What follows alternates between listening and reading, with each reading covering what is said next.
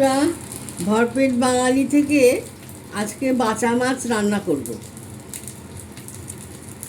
বাঁচা মাছগুলো এই যে হালকা করে ভেজে নিয়েছি।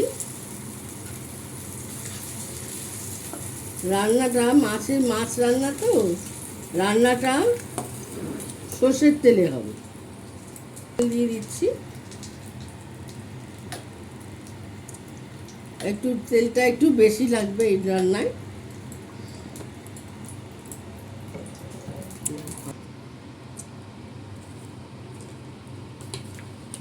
বেগুন দিয়ে করব মাছ চচ্চড়ি। আমার শাশুড়ি বলতেন বেগুন দিয়ে চচ্চড়ি বানাবে।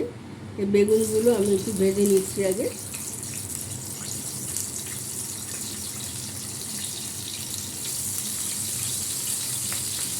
কালো জিরা ফোড়ন দিয়েছি, একটুখানি কালো জিরা ফোড়ন দিয়ে দিলাম। একটু পেঁয়াজ কুচি দিয়ে দিচ্ছি,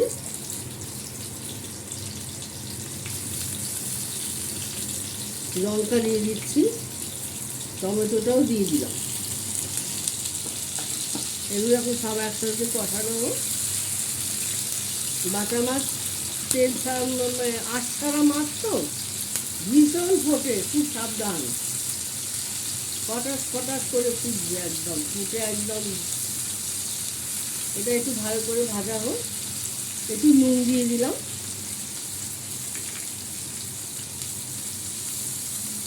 আমার মা এই মাছটা খুব ভালো রান্না করতো। আমি মাছ থেকেই শিখেছি এই মাছটা রান্না করা। একটু তেল বেশি লাগে, বেশি তেল না, অল্প করে তেল বেশি দেবেন। সর্ষের তেলে রান্নাটা করবে বন্ধুরা।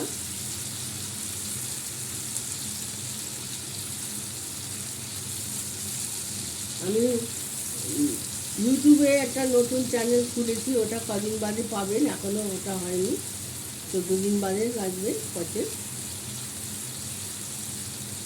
বন্ধ করে।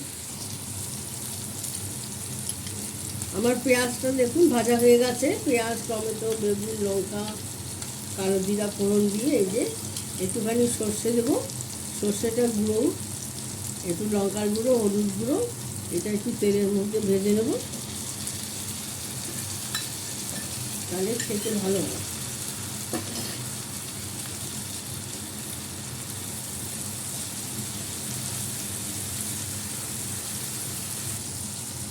আমার পেঁয়াজ কষানোটা হয়ে গেছে, বেগুন টেগুন সব হয়ে গেছে।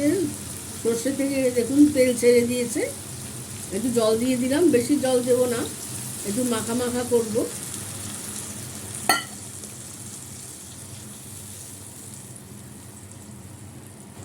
এবার মাছগুলো দিয়ে দেব, তারপরে একটু ধনেপাতা দিয়ে নামাবো।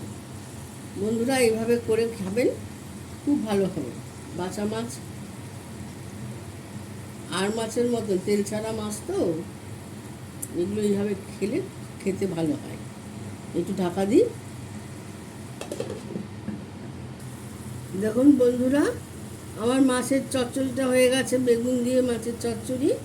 একটু ধনেপাতা ছিটিয়ে দেবো, তাহলেই হয়ে যাবে। এইভাবে করে খাবেন। এই রান্নাটা আমি আমার মার থেকে শিখেছি। মা এইভাবে রান্না করতো, শিখেছি। একটুখানি লাস্টে একটুখানি কাঁচা তেল দিয়ে দিতে হবে, গরম হয়ে যাবে। আমার মাছের ঝোল রান্না হয়ে গেছে, ধনেপাতা দিয়ে দিয়েছি। এবার একটুখানি কাঁচা তেল দেবো।